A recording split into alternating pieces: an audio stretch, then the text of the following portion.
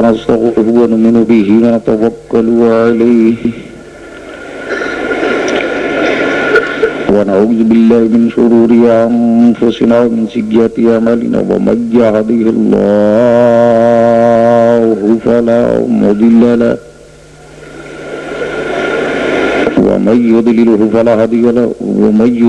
فلا هادي له ونشهد أن لا إله إلا الله وحده لا شريك له ونشهد أن سيدنا وشفيعنا وحبيبنا وطبيب قلوبنا وشفاء صدورنا وغوثنا وغياثنا ومغيثنا ومعيننا وقطبنا وفريدنا ونظامنا وسراجنا وأولانا وأشرفنا ونور عيننا محمد عبده ورسوله صلى الله تعالى عليه وسلم أجمعين. أما بعد فأعوذ بالله من الشيطان الرجيم. بسم الله الرحمن الرحيم. إن الله اشترى من المؤمنين أنفسهم وأموالهم بأن لهم الجنة وقاتلون في سبيل الله. آمنت بالله صدق الله العظيم وصدق رسوله النبي الأمين الكريم ونحن على ذلك لمن الشاهدين والشاكرين والحمد لله رب العالمين. झूम कर दुरूद पाक का तोहफा पेश कीजिए. अल्लाहुम्मा सल्ली अला सय्यदिना मौलाना मुहम्मदिन व अला आले सय्यदिना मौलाना मुहम्मदिन बारिक व सल्लिम. नबी और आले नबी की बारगाह में एक मर्तबा बाबाज़े बुलंद अल्लाहुम्मा सल्ली अला सय्यदिना मौलाना मुहम्मदिन व अला आले सय्यदिना मौलाना मुहम्मदिन बारिक व सल्लिम. सल्लु अलैहि सलातु व सलामुन अलैका या हबीबल्लाह.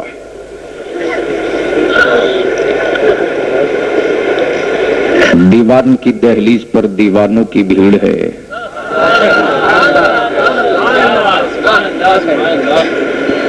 किसी जमाने में मुझसे बिहार के लालू ने पूछा था बरेलवियों की कितनी तादाद है. तो मैंने कहा इसका सही लेखा जोखा तो किसी गवर्नमेंट के पास है नहीं.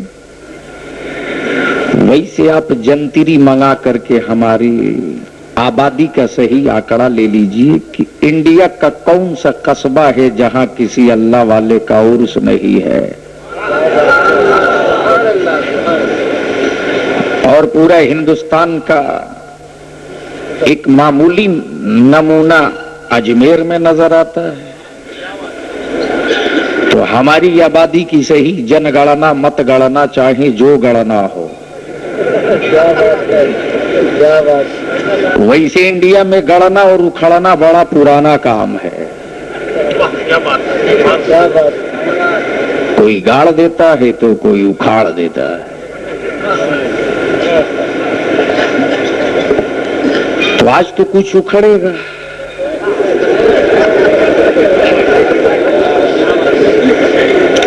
अब मुल्ला का उखड़ेगा या अब्दुल्ला का ये मुझे नहीं मालूम है.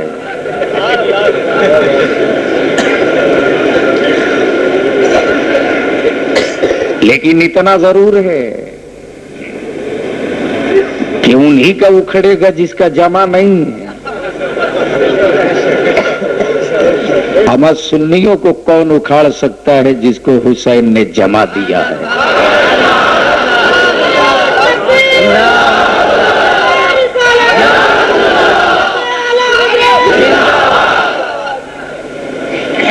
खतीब दिशान हजरत अल्लामा अतहर ज़ियाई ने इशारों में आपकी फिक्री तहारत कराई दी. फखरुल कुर्रा शेखुत तजवीद हजरत कारी सिद्दीक साहब जब तिलावत कलाम रब्बानी फरमा रहे थे तो उस वक्त आप पर एक वजदानी कैफियत तारी थी. और हो क्यों नहीं, कुरान कुरान है, ये कलाम रहमान है.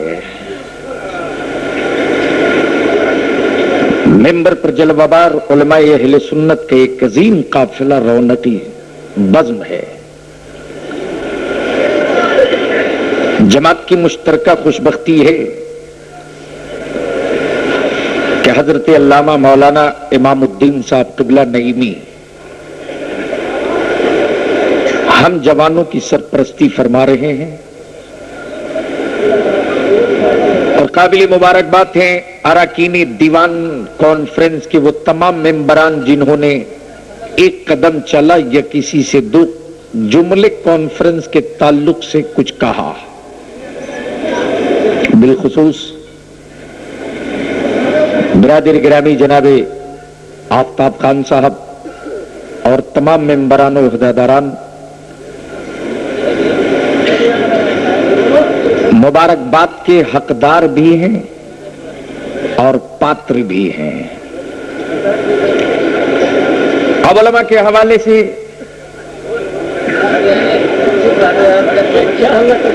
सरकारी दीवान की चौखट पर फकत दो जुमले टूटे लेकर के नजराने के पेश कर रहा हूं। तवज्जो चाहूं दुआओं के साथ कि मुस्तफा के सिलसिले के तार है दीवान। अगर समझते हो तो समझ के बोलो। मुस्तफा के सिलसिले के तार है दीवान। अरे गौसे आजम के मुकम्मल किरदार है दीवान।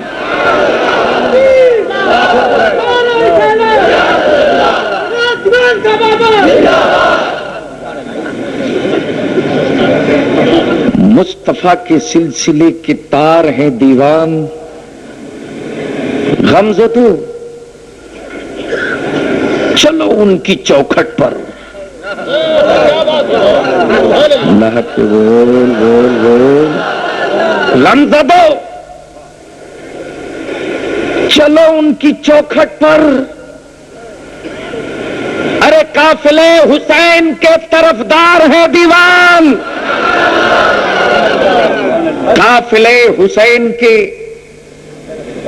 तरफदार है दीवान और जिनका कोई तरफदार ही ना हो वो किसे लेकर आवे अदालत इंसानी या अदालत हैवानी में। हमारे यहां तो तरफदारों की एक लंबी फहरिस्त। मुरीदों का तरफदार इमाम, मुरीदों का तरफदार पीर है, मुसल्लियों का तरफदार इमाम है, शागिर्दों का तरफदार उस्ताज है।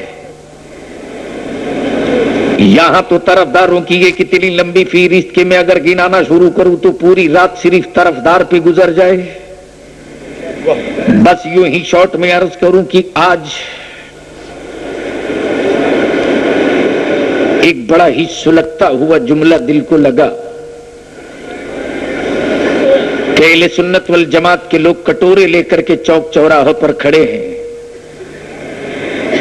हमें हमारा हक मिलना चाहिए, लेकिन मैं पूरे यकीन के साथ कहता हूं कि सुन्नियों के वफ के अमलाक को हुकूमतें खाली कर दें तो हमें मदारिस, हॉस्पिटल और इंजीनियरिंग कॉलेज चलाने के लिए किसी हुकूमत के सामने कटोरे लेकर नहीं खड़ा होना पड़ेगा। इसलिए कि हमारे बुजुर्गों ने जहां हमारे अकीदे की मुहाफिजत का इंतजाम किया है वहीं बुजुर्गों के आस्थाने और दरगाहों पर इतनी लंबी अराजी पड़ी है कि अगर उसे स्टोर कर दिया जाए तो मेरी कौम का हर फर्द मैदान का गाजी भी बन जाए, मस्जिद का नमाजी भी बन जाए। मैं मुबारकबाद दूं जनाबे डॉक्टर एम अजीज साहब को जिन्होंने बड़ी बेबाकी के साथ जमात को यकीन दिलाया और खुल करके उन्होंने ये भी ऐलान किया कि अहले सुन्नत वल जमात की प्रॉपर्टी है, इसमें किसी गद्दारे वली को घुसपैठी की इजाजत नहीं दी जाएगी। आप अखबार पढ़ते हो तो शायद पढ़े होंगे, ना पढ़ते हो तो बिहार की किसी लीडर से पूछ लीजिए कि बलिया भी किस बला का नाम है। ऊंट हाथी सन के तो ऊंट लाया जाए, बिहार की हुकूमतें सनकती हैं तो बलिया भी बुलाया जाता है। मैं ये जानता हूं कि पूरी दुनिया में 80% बरेलवियत है। अगर 8 घर भी जहां मुसलमान आबाद हैं उसमें 80% मसलके आला हजरत का झंडा लहराता है। और इसके खिलाफ अगर नज्द से तूफान आवे तो भी सीना तैयार है, और इंडिया का तूफान आवे तो भी सीना तैयार है। हाफ पैजामा वाला तूफान आवे वो भी सीना तैयार है, और हाफ पैंट वाली ताकत आवे उससे भी निपटने को जिगर तैयार है। इसलिए बलिया भी अपने उलमा के दुआओं के सहारे से सिर्फ एक जुमला अर्ज करने की कोशिश करेगा। बैठे बैठे मौजू हो गया कि शहर कातिल में जीने का जिगर रखता हूं। शहर कातिल में जीने का जिगर रखता हूं। आमा मैं मोमिन हूं, मरने का हुनर रखता हूं। मैं मोमिन हूं।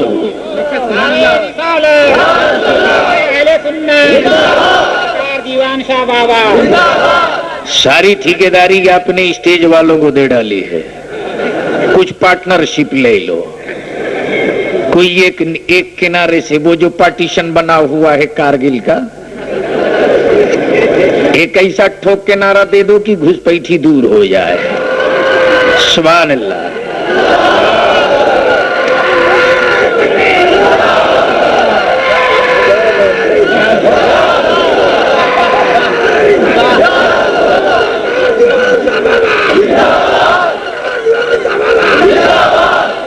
ये अलकायदा तो नहीं हो सकता, बाकायदा जरूर होगा। आप लोगों में कोई भौचाल तो नहीं है, इसलिए कि मैं अभी शुरू भी नहीं हुआ हूं। दिनाजपुर में जैसे ही शुरू हुआ धीरे धीरे स्टेज खाली। अनाउंसर साहब कभी उठे कभी बैठे। मैंने कहा कितनी उंगली की जरूरत है। इशारे में माफ करना भैया आप मेरे दोस्तों। तो अनाउंसर ने कहा मैं यार मौलाना पुलिस पीछे खड़ी है। मैंने कहा मेरे लिए खड़ी, आप क्यों परेशान हो। तो तवज्जो चाहूं कि शहर कातिल में क्या बात, बहुत अच्छा बोल दो। बोलते हो तो जीने का जिगर रखता हूं। मैं मोमिन हूं, मरने का हुनर रखता हूं।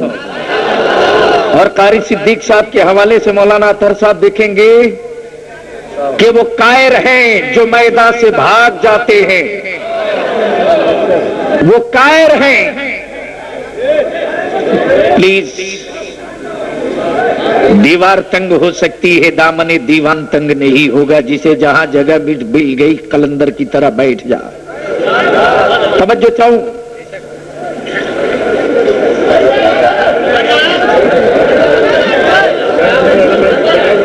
कि शहर कातिल में जीने का जिगर रखता हूं। मैं मोमिन हूं, मरने का हुनर रखता हूं। अमा वो कायर हैं जो मैदान से भाग जाते हैं। वो कायर हैं जो मैदान से भाग जाते हैं। अरे मैं हुसैनी हूं, हथेली पे सर रखता हूं। अब आओ, आपने तो बहुत चीज खरीद ली। वैसे बम्बे की मंडी बिकने और खरीदने की जगह ही है।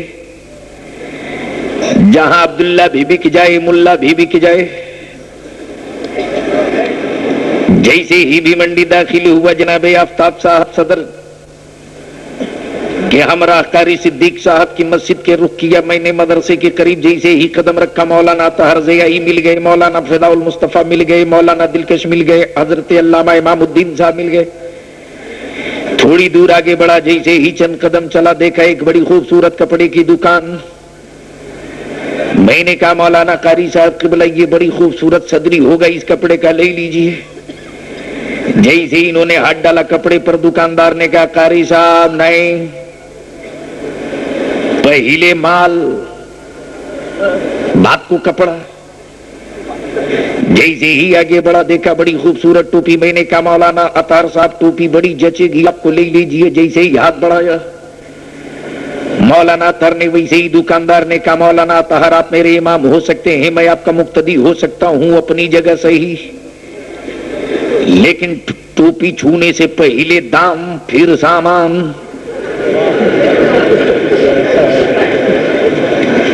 जैसे ही चंद कदम आगे बढ़ा वैसे ही देखा बड़ा खूबसूरत कलम है। मैंने कहा हजरत कारी सिद्दीक साहब क़िबला बड़ी खूबसूरत तहरीर इससे होगी।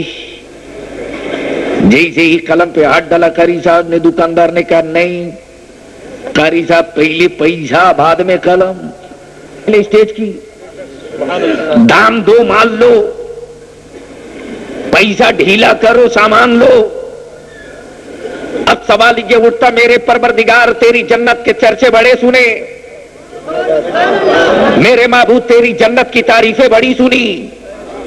जन्नत में हूर होगी वो भी सुन लिया, गलमात होंगे वो भी सुन लिया, हीरे जवाहिरात के महल्लात होंगे वो भी सुन लिया, फल फ्रूट के बागात होंगे वो भी सुन लिया, दूध की नहर होगी वो भी सुन लिया। जो मैं सोचूं तेरी जन्नत में साफ, लेकिन मेरे परवरदिगार हमें तेरी जन्नत चाहिए। अल्लाह के बोल दो, अगर समझ रहे हो तो झूम के बोलो मौला हमें तेरी जन्नत चाहिए। ए परवरदिगार तेरी जन्नत मुझे बड़ी पसंद है, दे दे। रब फरमाएगा इसे थोड़े मिलेगी। मैंने अर्ज की मेरे मौला नमाज पढ़ी जन्नत के लिए, रोजा रखा जन्नत के लिए, हज किया जन्नत के लिए, ज़कात दिया जन्नत के लिए, यतीमों की मदद किया जन्नत के लिए, गरीबों की परवरिश किया जन्नत के लिए।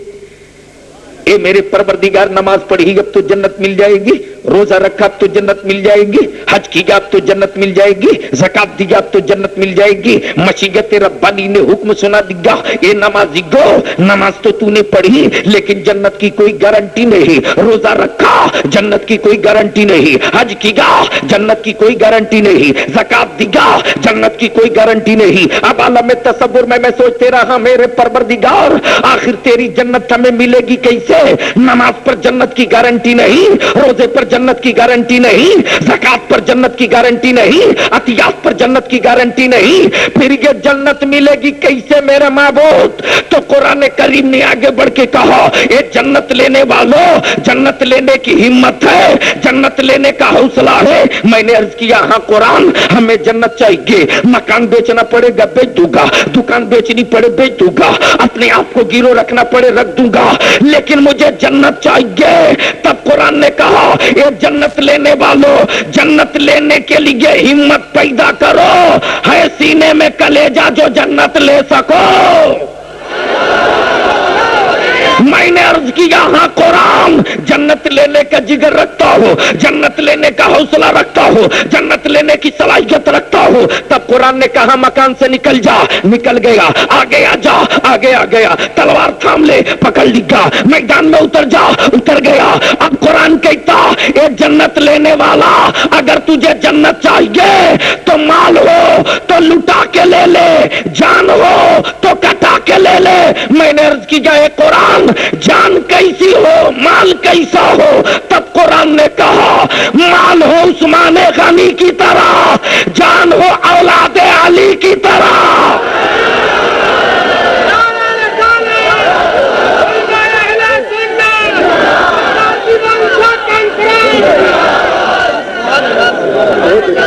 ये कुरान माल हो उस्मान गनी की तरह, जान हो औलाद अली की तरह। दुनिया के मालदारों में उस्मान का कोई जवाब नहीं और दुनिया के जानदारों में हुसैन का कोई जवाब नहीं। अभी से यहीं रोक दो और चलो जरा पीछे चले, इसलिए कि आगे तो कुछ बचा ही नहीं। थोड़ी दूर आगे बढ़ जाओ तो अमेरिका की खाई है, सऊदिया का कसाई है,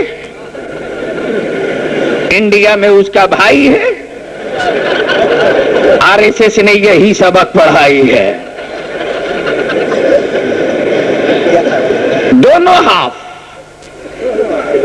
मैंने गवर्नमेंट ऑफ इंडिया को एक चिट्ठी लिखा था कि इंडिया से 2 हाफ अगर साफ हो जाए तो इंडिया में दंगा कभी नहीं होगा। तो होम मंत्रालय से चिट्ठी आई, वो दोनों हाफ कौन है? मैंने कहा एक हाफ पैंट एक हाफ पैजामा।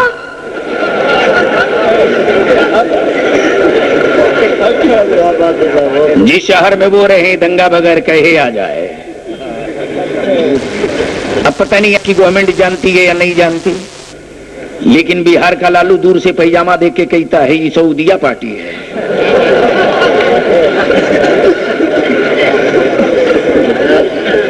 अब थोड़ी सी तारीख के हवाले से मैं आपसे मुलाकात करूं, करेंगे?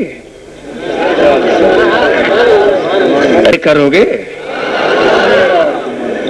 वैसे भी इस मॉडर्न शहर से बड़ा डर लगता है। जब मैं चलता हूं तो बिहार के लोग कहते हैं, मैं सुनता हूं बंबई में लोग 1 हफ्ता बाद नहाते हैं। मैंने कहा वो किस्सा रहा होगा किसी जमाने में, अब तो लोग डेली नहा लेते हैं। ये और सी बात है कि बावड़ी का पानी ना मिले तो नाला ही का पानी सही।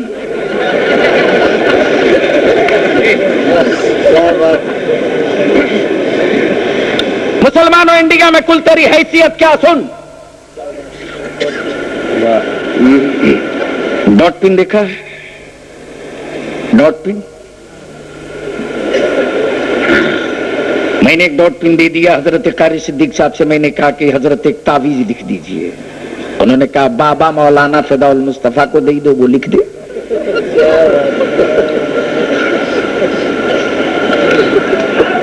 अब कई वर्क फाड़ दिया, 786 नहीं लिख पाए। मैंने कहा इन्हें तो लिखने ही नहीं आता, तो कलम का एगो दे दिया। उन्होंने कहा आप ही ने तो गलत कलम दिया है, ये लिखना ही नहीं जानता है। मैंने कहा ऐसे नहीं लिखेगा, जब इसके माथे पर सर रख के दबाओगे तो नीचे से रिफिल आएगी।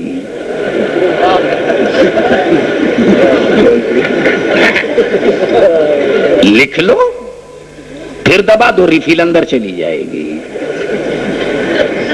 इलेक्शन आ रहा है, जब इलेक्शन आता है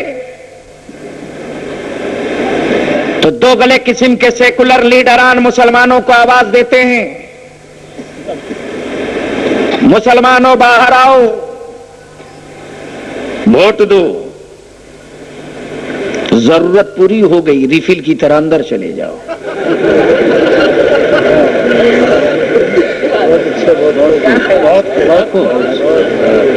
लेकिन मैं आपसे कहूंगा मुसलमानों, तारीख ने हमेशा अपने आप को दोहराया है। आज पूरी दुनिया के यहूदियत के निशाने पर मुसलमान अमेरिका के व्हाइट हाउस में बैठकर व्हाइट सुअर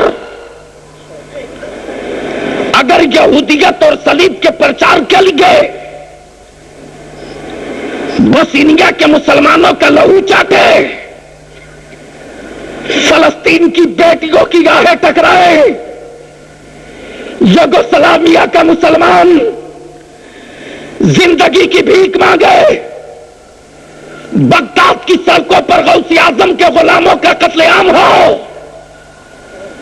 तो अरब में यहूदियत का दलाल शाही तख्त पर बैठकर शराब पिए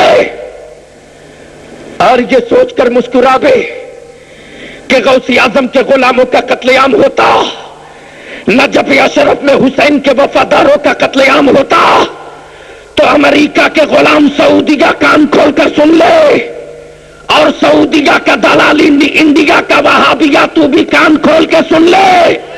हुसैन के गुलामों से टकराना यजीद को बड़ा महंगा पड़ा था। कल यजीद टकराया था तो यजीदियत का निशान मिट गया, अब अमेरिका टकराया हो तो पूरी दुनिया से यहूदियत का निशान मिटेगा।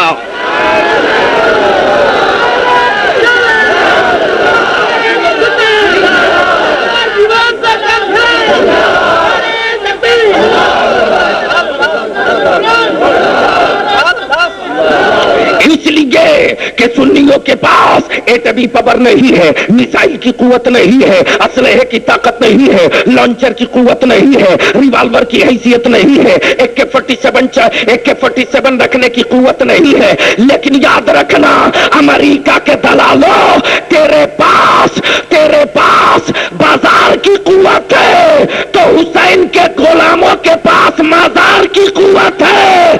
और जब बाजार की कुवत मजार से टकराई है तो चूर चूर हो गई है।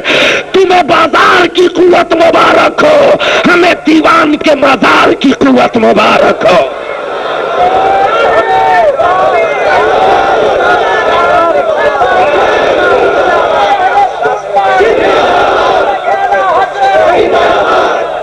इसी रूह को निकालने के लिए बिल्कुल मॉडर्न किस्म के नमाजी चले थे मस्जिद नबवी में,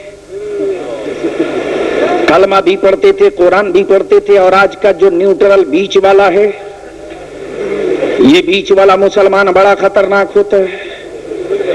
वैसे भी बीच वाले के पीछे नमाज भी नहीं होती, समाज में जगह भी नहीं मिलती, समझे? वो बीच वाला है। ट्रेनों में लोगों का चलना दो भर करे, वो बीच वाला है। क्या बात है? इंटरनेशनल वीजा है, वो बीच वाला है। तो ये तड़ से बीच वाले क्या कहते हैं? ये मौलवी लोग मुसलमानों को आपस में लड़ा के रख दिए, मुसलमानों को एक नहीं होने देते। मैं कहता हूं तेरी खमीर में अगर इतनी जिंदगी है तो आना। बरेली के ताजदार ने निहत्था नहीं छोड़ा।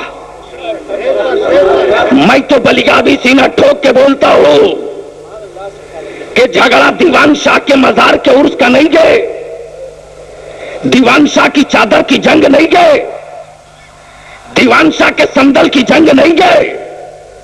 हमसे और वहाबियों से जंग तो नबी की अजमत और एहतराम का है। इसलिए बलिया भी मुंह मांगा इनाम देने को तैयार है। अगर तेरे अंदर इतनी गैरत है, माँ का ओरिजिनल माँ का दूध पिया है, तो अपने बुजुर्गों की किताबों से अपना इस्लाम साबित कर दे। अरे छुप करके मकानों में बुज़दिल बोलता, रजा के शेर मकान में नहीं बोलते, सीना ठोक के मैदान में बोलते।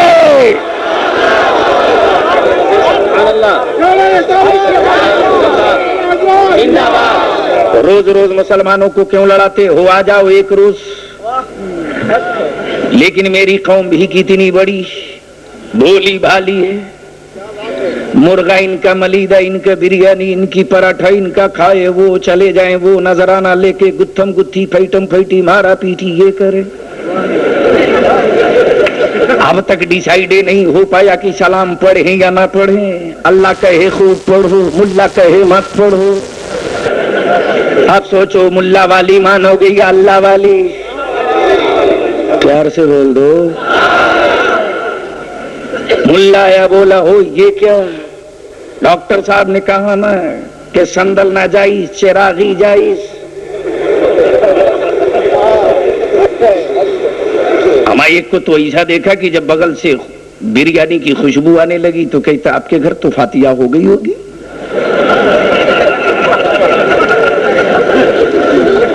कारी सिद्दीक साहब ने जलाल भरे लेजे में कहा तो तुझसे मतलब? कि नहीं, बस यूं ही पूछ रहा था।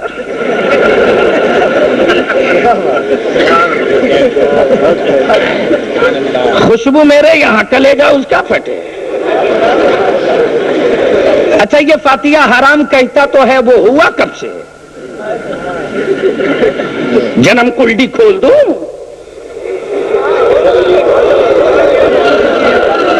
झूम के बोलो। अहले स्टेज की तवज्जो चाहूं। पूरे हिंदुस्तान के मदारिस, दीनी मदारिस में, चाहे देवबंद हो या सहारनपुर हो या नदवा हो या थाना भवन हो या सल्फिया हो या खल्फिया हो या हक तलफिया हो,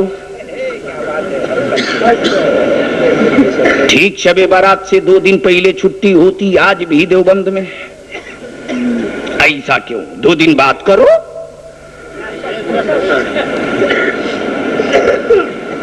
तो अब आप एक बात बताओ कि शब बारात के दिन आप लोग कहां जाते हो? बेटा अपने बाप की कब्र पे जाए, बेटा अपनी माँ की कब्र पर जाए, पोता अपने दादा की कब्र पे जाए, भाई अपने भाई की कब्र पे जाए। और अगर कोई मुसाफिर होता है शब बारात के दिन देख लेता है तो ट्रेन से ही फातिहा पढ़ने लगता है। अब ये बेचारा मौलवी बन तो रहा था मदरसे में, छुट्टी हुई शब बारात से ठीक 2 दिन पहले जब वो अपने घर आया तो देखा आबादी के सारे लोग तो चले कब्रिस्तान। अब ये पहुंचा अपनी माँ के पास, बोला मेरे अब्बा की कब्र किधर है? माँ बोली बेटे तेरे बाप की कब्र ही नहीं है। बेटा बोला जब मेरे बाप की कब्र नहीं तो मेरा बाप इसका मतलब जिंदा है? माँ बोली बेटे क्यों बेपर्दा करने पे तुला है? बोला मतलब मैं कब्रिस्तान गया था तो सब लोग अपने खानदान के मुर्दों की कब्रों पर थे, कोई कब्र खाली थी ही नहीं जहां मैं खड़ा हूं, इसलिए मैं कब्रिस्तान से लौट कर आया हूं। कब्रिस्तान के किस किनारे मेरे बाप की कब्र है जल्दी बता दो। माँ धीरे से बोली बेटे इसी पर्दा इसी राज को छुपाने के लिए तो तुझे मौलवी बना रही थी। अरे तेरे बाप अगर जिंदा हो तो जिंदा बताऊं, मरे हो तो कब्र बताऊं, कितनों का नाम बताऊं? अब मर्जी तेरी मेरे लाल जी, चाहे तो मेरी इज्जत का आंचल फाड़ दे या जी चाहे तो फटे हुए आंचल को रफू कर दे। बेटा बड़ा वफादार था, बोला अम्मी घबरा मत, जब हम फातिहा नहीं पढ़ेंगे तो दुनिया में किसी को नहीं पढ़ने देंगे।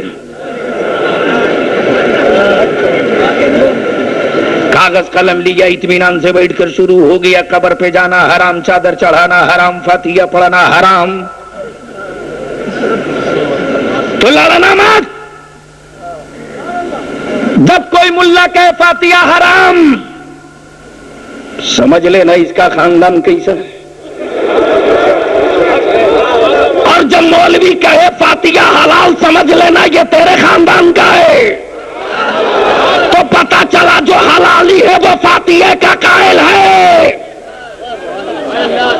और जिसका शजरा बीच में रुक गया है उसके यहाँ नाजायज है। मैं किसी को नंगा करने का कायल नहीं, जो खुद ही नंगा हो उसे क्या करोगे?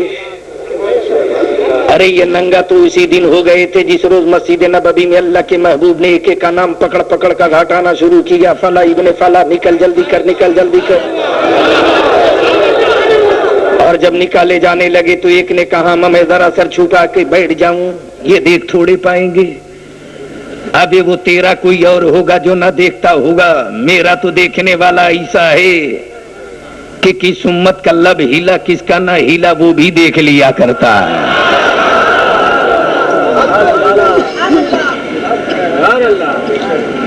जन्नत चाहिए? अरे बोलो, लोगे शक्ल देखे हो आईने में?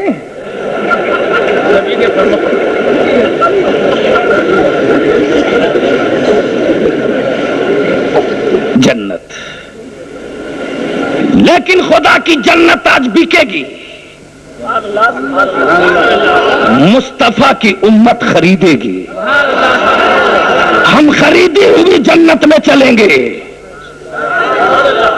इसलिए कि मांगी जन्नत और खरीदी मिल्कियत और, हमें मांगी जन्नत नहीं चाहिए।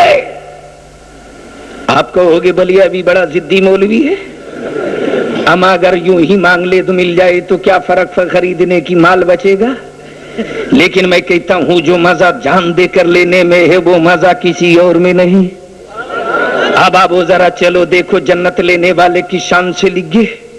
कल मैदान क़ियामत के दिन लोग चादर ताने हुए बड़ी मस्ती से सोए होंगे, और आप उलमा से सुन चुके होंगे कि सूरज सवा नेज़े पर होगा, लोग घुटने भर पसीने में, कोई कमर भर पसीने में, जमीन ताबे की होगी, बिल्कुल बिलबिलाते हुए लोग होंगे। और कुछ ऐसे अल्लाह के बंदे होंगे जो चादर ताने खर्राटा ले रहे होंगे बड़ी मस्ती में। उन्हें न तपिश का एहसास, न गर्मी का एहसास, न सूरज के सवा नेज़े पर आने का एहसास, कुछ भी नहीं, मस्त तो मस्त। होंगे बोलो। इसीलिए हम लोग भी रहते मस्तों के साथ मस्त। अब जब वो लंबी चादर ताने देखेंगे तो अल्लाह के बंदे अर्ज करेंगे, परवरदिगार ये कौन लोग हैं? लगता वीआईपी कोटे वाले हैं, जिनके लिए स्पेशल एसी लगी हुई है, किसी भी तरह की गर्मी का कोई एहसास नहीं। अब ये शोहदाए कराम की जमात उठेगी, हुक्म होगा दरवाजे खोल दो, फरिश्तों ऐलान कर दो ये जन्नत में दाखिल हो जाए। तेरे रसूल की अजमत से दुश्मनों ने खेलना चाहा था। उस अंधेरी रात में तेरे रसूल की हिमायत में तलवार लेकर निकला था। झूम के बोल और प्यार से, ए मेरे परवरदिगार, जब मैं तलवार लेकर निकला था तो मैदान में उसका मुकाबला मुझसे बड़ी कांटे का। ए रब्बे जुल जलाल, उसने मेरा कभी बाजू काटा, उसने कभी मेरी उंगलियां काटी, उसने कभी मेरे सीने को चकीगा, कभी मेरे चेहरे पे खंजर मारा, लेकिन मेरे माबूद, मैंने तेरी जन्नत तो देख ली, मैंने तेरी जन्नत तो सैर कर ली। ए मेरे परवरदिगार, तेरे नाम के अजमत के लिए, तेरे महबूब की रिफत के लिए, तेरे काबे के तकद्दुस के लिए, तेरे कुरान की शौकत के लिए, तेरे महबूब की गुलामी में जो मैदान में तेरी रजा के लिए कटते वक्त मजा आया था, वो तेरी जन्नत के किसी कोने में मजा नहीं आता। मौला अपने बागियों को फिर पैदा कर दे और फिर मुकाबले के लिए मुझे भेज दे परवरदिगार। वो तेरे नाम पे मुझे काटते रहे, मैं तेरे नाम पे हमेशा कटते रहो।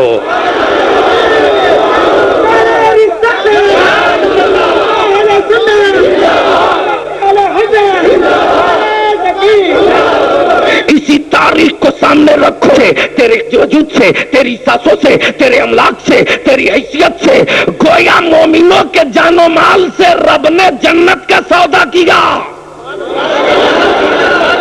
ये मेरे परवरदिगार, मेरी जान से जन्नत का सौदा, माल से जन्नत का सौदा, तो मेरे परवरदिगार अपने महबूब के सदके क्या दिया? जब जानो माल के बदले तूने जन्नत दे दिया, तो महबूब के बदले क्या दिया?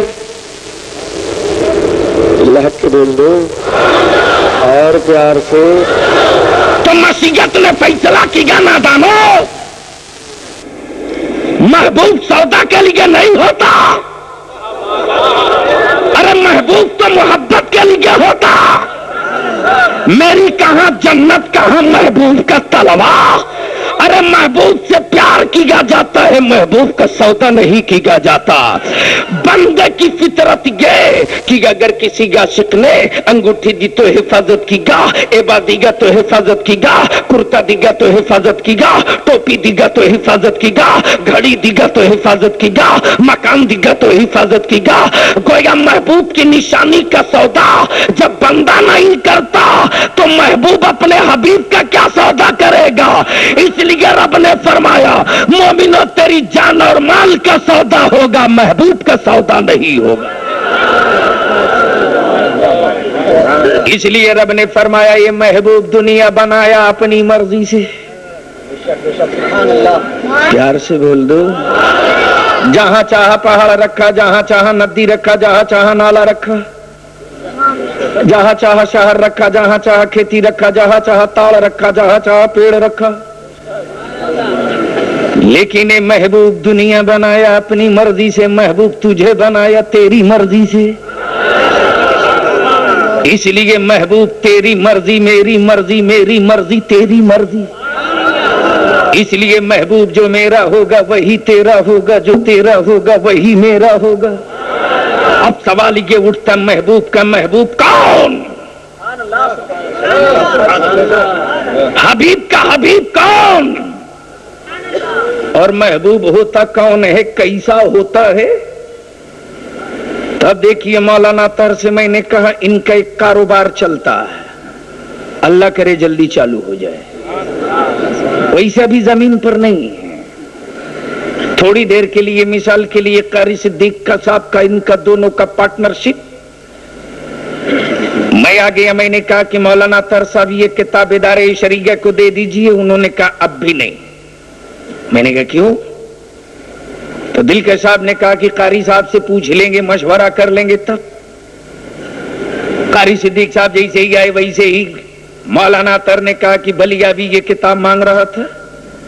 कारी साहब ने कहा मैं यार मौलाना अतहर जो तेरा है वो मेरा है, जो मेरा है वो तेरा है, पूछने की क्या बात थी, दे देते। प्यार से बोलो और झूम के बोलो, अरे बोल हक। ए महबूब जो मेरा वो तेरा, तवज्जो चाहूं, जो तेरा वो मेरा। इसलिए महबूब महबूब की बात है, हबीब हबीब की बात है। जो मेरा वो तेरा, जो तेरा वो मेरा। इसलिए मेरे महबूब जिसे तुम इशारा कर दो वो मेरा हो जाए, और जिसे मैं मना कर दूं वो तेरा कभी ना होने पाए।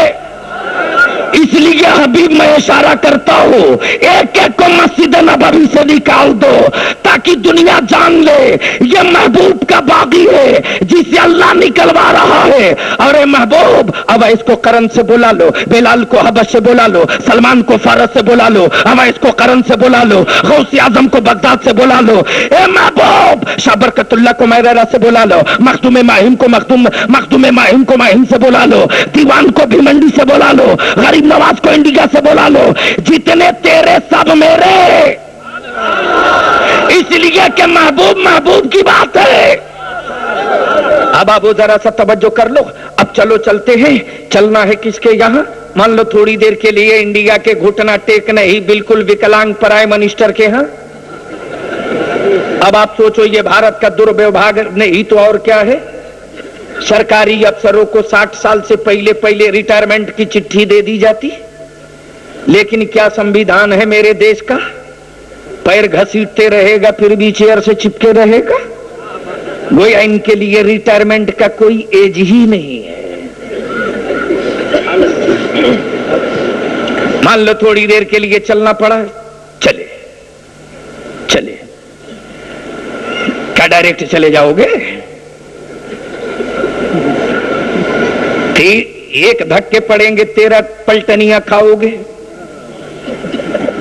गोया जाने से पहले जो प्रक्रिया है वो अदा कर लो, जो लॉ एंड ऑर्डर हो वह मेंटेन कर लो, जो कानूनी प्रक्रिया हो उसे कंप्लीट कर लो। नाम लिख करके दे दो, हुलिया दे दो, पता दे दो, एड्रेस दे दो, शनाख्ती कार्ड दे दो, सब दे दो, फिर भी चेकिंग।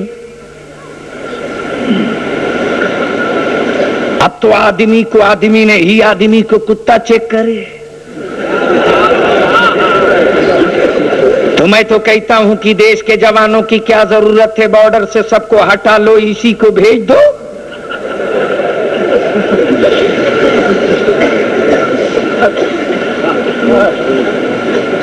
थोड़ा भारी हो गया है।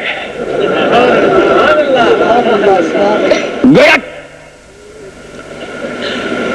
प्रक्रिया अदा करो तब चलो, मीडिएटर ले लो तब चलो, मुतारफ ले लो तब चलो, शनाख्ती कार्ड ले लो तब चलो। अरे तू अपनी तकदीर पे मातम कर, हम अपनी तकदीर पे रश करें कि कल मैदाने क़यामत में रब की अदालत में जाने के लिए हमारे पास रब ने इतने वसाइल दे दिए। भिमंडी वालों मखदूम को लेकर के चलेगा ना, अजमेर वालों मोइनुद्दीन को लेकर चले आना, कलियर वाले साबिर को लेकर चले आना, उत्तर प्रदेश वालों मखदूम अशरफ को लेकर चलेगा ना, सरकार बरकतुल्लाह को लेकर चलेगा ना, अरे सरकार मखदूम माहिमी को लेकर चलेगा ना। ये वलियों की जमात लेकर अली तक, और अली सबको लेकर चलेंगे नबी तक। इसलिए कि जो वली का होगा वही अली का होगा, और जो अली का होगा वही नबी का होगा। हम वली वाले भी हैं, अली वाले भी हैं, नबी वाले भी हैं।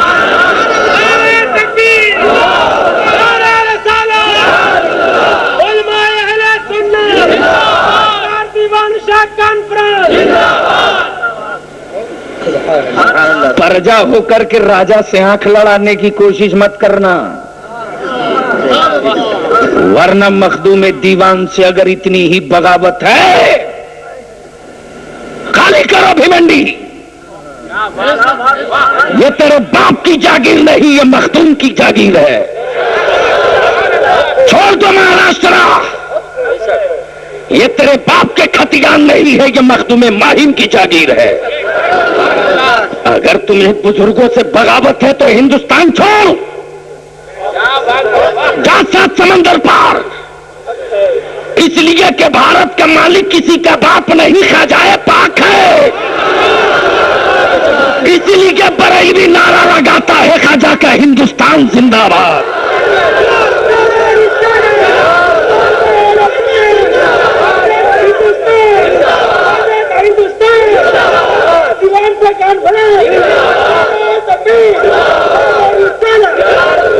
हुकूमतें आती है जाएंगी, निजाम बदलता है बदलता रहेगा, चीफ मिनिस्टर बदलता है बदलता रहेगा, गवर्नर ट्रांसफर होता रहेगा, सुप्रीम कोर्ट हाई कोर्ट का जस्टिस बदलता रहेगा, लेकिन गरीब नवाज की चौखट नहीं बदलेगी, अलाउद्दीन का सब्र नहीं बदलेगा, मखदूम निजामुद्दीन की चौखट नहीं बदलेगी, अमीर खुसरू का अजमत नहीं बदलेगा, इमाम अहमद रजा का इश्क रिसालत नहीं बदलेगा, शाह बरकतुल्लाह की वलायत नहीं बदलेगी, दीवान शाह की चौखट नहीं बदलेगी।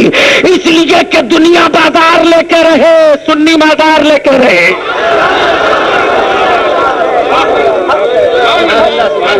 अमेरिका आजमा रहा है तो टोनी बिलियर के छोटा भाई इंडिया में मस्जिद के मेंबर पर चढ़कर मोटी किताब लिए बगल में दबाए, कहते हैं कि बड़ा अच्छा हुआ, इन पूरी दुनिया से अमन, अब पूरी दुनिया में अमन की हवा चलेगी, इसलिए कि सद्दाम हुसैन गिरफ्तार हो गया, अल्लाह का एहसान है।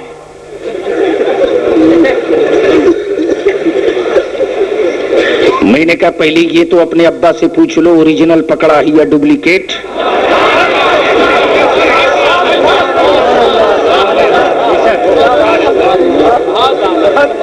और अगर पकड़ ही लिया है तो कौन सा बड़ा तीर मार दिया है। जब वो नहीं पकड़ा गया था तो वही हाल था, पकड़े जाने के बाद तो उससे ज्यादा बढ़ गया है।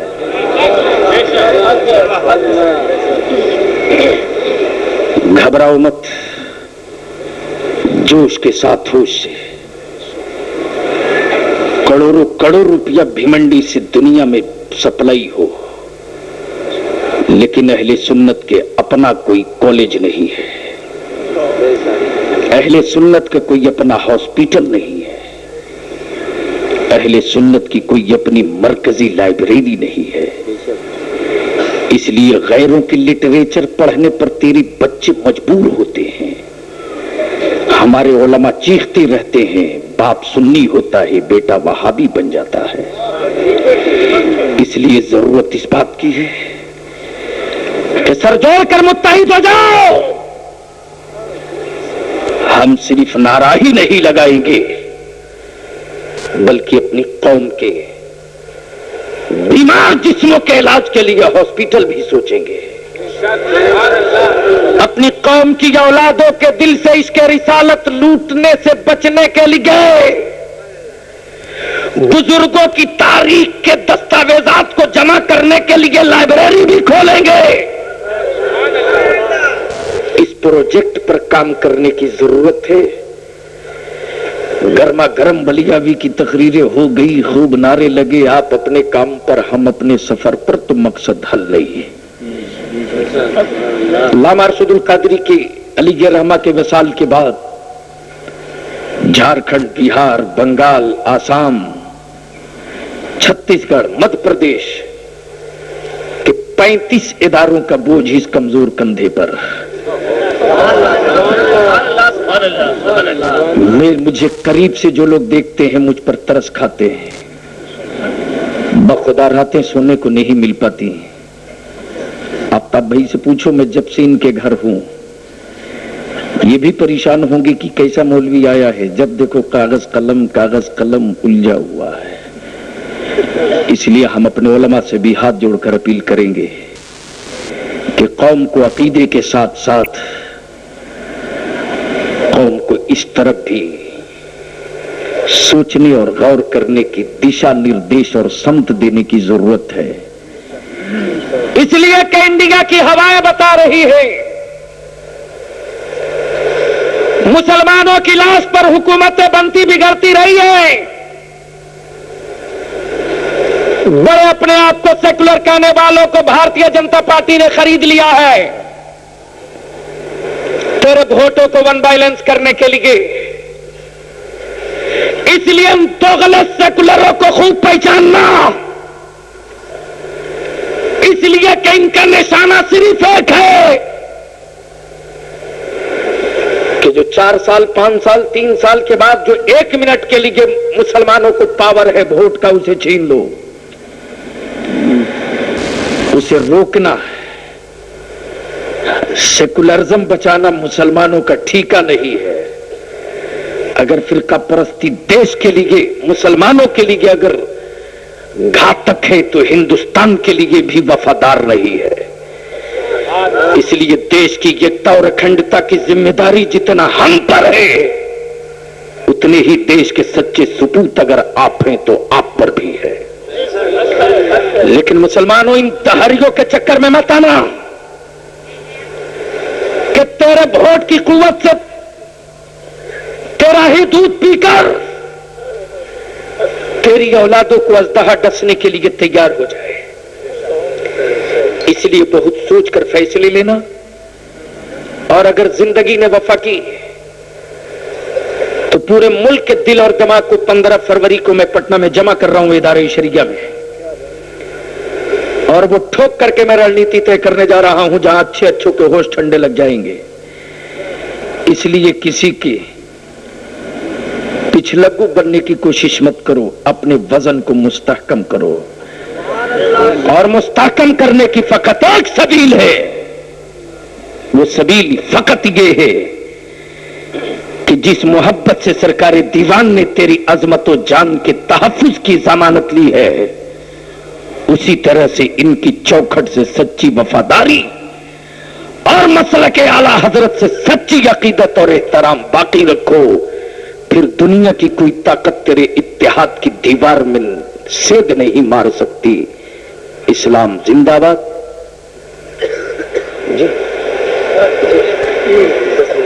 पूरा वर्ल्ड गूंज रहा है, हमारी पहचान हमारी अलामत हमसे नहीं है, हमारी पहचान हमारे बुजुर्गों से सकेगी। जिस रोज बुजुर्गों के दामन से हट जाओगे, जमाना तेरे वजूद को तहबाला कर डालेगा। यार जिंदा सोहबत बाकी, खड़े होकर सलातो सलाम पढ़ने।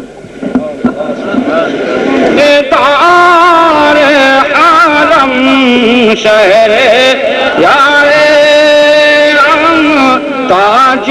ताजदार हरम नौबारे शफाअत पेला को सलाम मुस्तफा जा मेरा पेला को सलाम शम्अ बज़ में हिदायत पेला को सलाम। हम गरीबों क्या ख्वाब बेहद दरूद, हम गरीबों क्या ख्वाब बेहद दरूद, हम फकीरों की सरवत पेला को सलाम मुस्तफा जाने रहमत पेला को सलाम। शम्अ बज़ में हिदायत पेला को सलाम।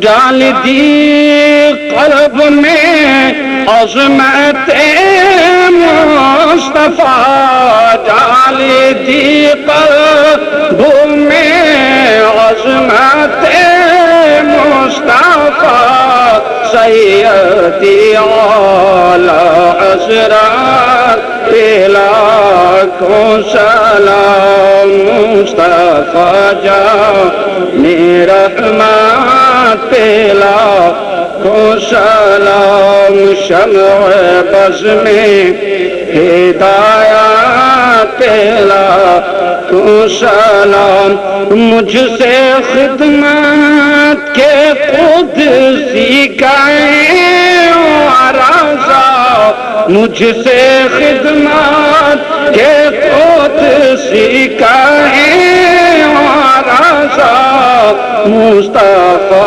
जाने रहमत पेला को सलाम शम्अ बज़ में हिदायत पेला को सलाम अस्सलातु वस्सलामु अलैका या रसूल अल्लाह अस्सलातु वस्सलामु अलैका या हबीब अल्लाह अस्सलातु वस्सलामु अलैका या नबी अल्लाह व अला आलिका व अस्हाबिका या नूर अल्लाह सल्लल्लाहु तआला अलैहि वसल्लम।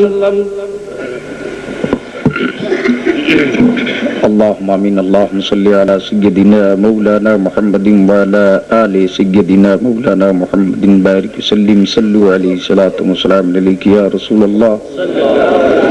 करीमकार साजा हम सब गुनहगार सियहकार पापी तेरी बारगाह में हाथ उठाए हैं। मौला हम सब के गुनाहों को माफ फरमा।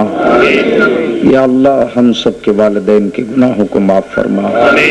परवरदिगारा जो मुसलमान दुनिया से जा चुके उनकी खताओं को बख्श दे। मौलाए करीम हमें मांगना नहीं आता, हमें दामन फैलाने का सलीका नहीं मालूम। रब्बे जुल जलाल हमें जबान खोलने का शऊर नहीं मालूम। या अल्लाह अपने महबूब के नाले पाक के सदके अता कर दे।